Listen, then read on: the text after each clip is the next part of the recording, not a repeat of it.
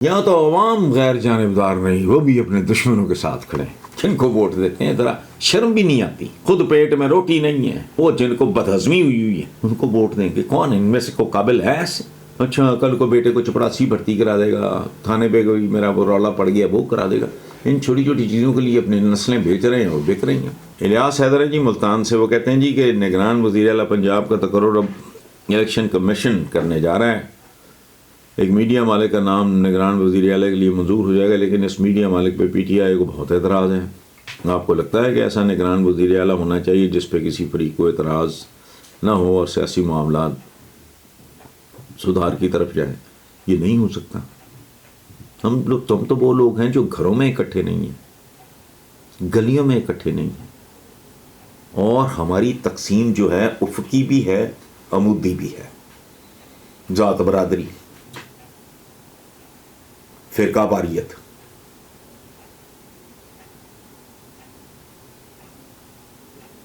طبقاتی تقسیم میں، پھر مالی، کہیں عالی شان بستیاں ہیں، کہیں کچی جھونپڑیاں ہیں، ہزارہا قسم کی مذہبی تقسیم ہے، ذات برادری کی تقسیم ہے، طبقے کی تقسیم ہے۔ تو اس ملک میں کوئی ایسا بندہ آپ ڈھونڈنا جس پہ کنسنسس ہو، اور یہ ہو ہی نہیں سکتا۔ اچھا پی ٹی آئی کو اس میڈیا مالک میں، تو اس کی وجہ ہے کہ یہ میڈیا مالک جو ہے یہ اس کی وابستگی ایک پولیٹیکل پارٹی کے ساتھ ان چیلنجڈ ہے، بچہ بچہ جانتا ہے۔ تو کون غیر جانبدار ہے؟ یہاں نہیں، یہاں تو عوام غیر جانبدار نہیں، وہ بھی اپنے دشمنوں کے ساتھ کھڑے ہیں، جن کو ووٹ دیتے ہیں ذرا شرم بھی نہیں آتی، خود پیٹ میں روٹی نہیں ہے، وہ جن کو بدہضمی ہوئی ہے ان کو ووٹ دیں گے؟ کون ان میں سے کو قابل ہے ایسے؟ دیکھتے نہیں ریپوٹیشن کیا ہے اس بندے کی، فلانا نہیں۔ اچھا کل کو بیٹے کو چپڑاسی بھرتی کرا دے گا، تھانے پہ کوئی میرا وہ رولا پڑ گیا وہ کرا دے گا، ان چھوٹی چھوٹی چیزوں کے لیے اپنی نسلیں بیچ رہے ہیں اور بک رہی ہیں۔ ٹھیک، پی ٹی آئی کا جو اوور آل مستقبل ہے پولیٹیکل، اس کو اس تناظر میں دیکھنا میرا خیال ہے درست نہیں ہے۔ جہاں تک بری کارکردگی کا تعلق ہے تو اس کے لیے obviously جو پی ٹی آئی کراچی کے جو ذمہ داران ہیں، اس کے لیے بیسیکلی وہی ذمہ دار ہیں، انہیں کو جواب دہ ہونا چاہیے۔ میرا خیال ہے کہ وہ میکرو لیول کی پولیٹکس میں وہ اتنے زیادہ انوالو ہو گئے کہ وہ اپنے گھر پہ پراپر توجہ نہیں دے سکے، یہ اسی کا شاخسانہ ہے۔ دوسری بات یہ ہے کہ پیپلز پارٹی میرا خیال ہے اپنے ریوائول کے لیے بہت زیادہ کام کر رہی ہے۔ چند ایڈز جو میں نے دیکھے ٹی وی پہ، اور تو مجھے کوئی اطلاع یا خبر نہیں ہے، وہ انڈیکیٹ کرتے ہیں کہ پیپلز پارٹی شاید ڈیلیور کرنے کے معاملے میں سنجیدگی اختیار کر چکی ہے۔ اتنا تو اس کا کوئی ایشو ہے ہی نہیں ہے، جگہ جگہ تو ان کو ذلیل کر چکا ہے، وہ مار کھا چکے ہیں، جگہ جگہ سے پٹ چکے ہیں، عمران ان کا پھرکس نکال چکا ہے۔ پہلا سوال ہے، نثار علی ہیں، آدھے میرے ہم نام ہیں، راول پنڈی سے ہیں، وہ کہتے ہیں جی پہلے اسلام آباد سے بھاگے، پھر ضمنی، اور اب کراچی بلدیاتی ہوں، ضمنی ہوں یا عام انتخابات کا معاملہ ہو، یہ ساری کی ساری جماعتیں، سیاسی جماعتیں انتخابات کو دیکھ کر راہ فرار اختیار کیوں کر رہی ہیں؟ کیا آپ سمجھتے ہیں کہ عمران خان اکیلا ساری سیاسی جماعتوں کا بھرکس نکال دے گا؟ اور کیا اگلی حکومت عمران خان کی ہوگی؟ دیکھیں بات سنیں اسحاق صاحب، بھرکس نکال دے گا والی بات نہیں ہے، عمران ان کا بھرکس نکال چکا ہے۔ میں نے کہا ہے کہ دیکھیں جیسے گیلے چوہے بلی کو دیکھ کے بھاگتے ہیں، تو عمران تو ان کے لیے چیتا، بگھیاڑ، بھیڑیا تو مرکز تو ان کا پہلے کا نکلا ہوا ہے.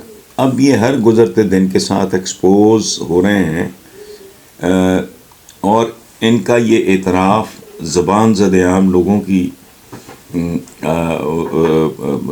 زبانوں تک پہنچ گیا ہے کہ یہ بزدل ہیں اور اپنی اوقات سے واقف ہیں. اس وقت یہ دہاڑیاں لگا رہے ہیں. سیدھی سچی بات یہ ہے، اتنا سا اسلام آباد 165 لگژری گاڑیاں، یہ ڈوب بھی نہیں مرتے، بہت ٹھیک لوگ ہیں. یعنی دنیا جہان سے بھیک مانگ رہے ہیں. اچھا، بھیک کو بھی یہ غلط بیان کر رہے ہیں، ان میں کوئی گرانٹ شنانٹس نہیں ہیں، قرضے ہیں، مزید قرضے ہیں، اور وہ بڑے سلو موشن کا ایک پروسیس ہے. امریکہ نے جو ہے نا پورے پروسیس سے گزر کے اس کو منظوری ملے گی. ہم ہی انہوں نے بھر بھی لی ہے تو اس کو مٹیریلائز ہونے میں ٹائم لگے گا. بیوقوف بنا رہے ہیں. لیکن ایک طرف لوگ آٹے کے لیے مر رہے ہیں، دوسری طرف یہ لوگ کیا کر رہے ہیں، یہ لگژری گاڑیاں مرسڈیز 165 یہ امپورٹ کر رہے ہیں. جو ڈھٹائی اس کی وجہ ہے کہ جلدی ہے کہ جتنا ہڑپ کر سکتے ہو، جتنا کھا سکتے ہو کھا لو، جتنا لوٹ سکتے ہو لوٹ لو. اور یاد رکھیں ایک بات میں آپ کو بتاؤں، سیلاب عوام کے لیے عذاب ہوتا ہے، زلزلہ عوام کے لیے زلزلہ ہوتا ہے. ان کی لاٹریاں ہوتی ہیں ان میں. یہ پھر ٹونڈ مونڈ بھوکے ننگے بدحال پریشان بے گھر بے در عوام کو دکھا کے پھر یہ باہر سے ڈالر، ہاں سمجھا کریں.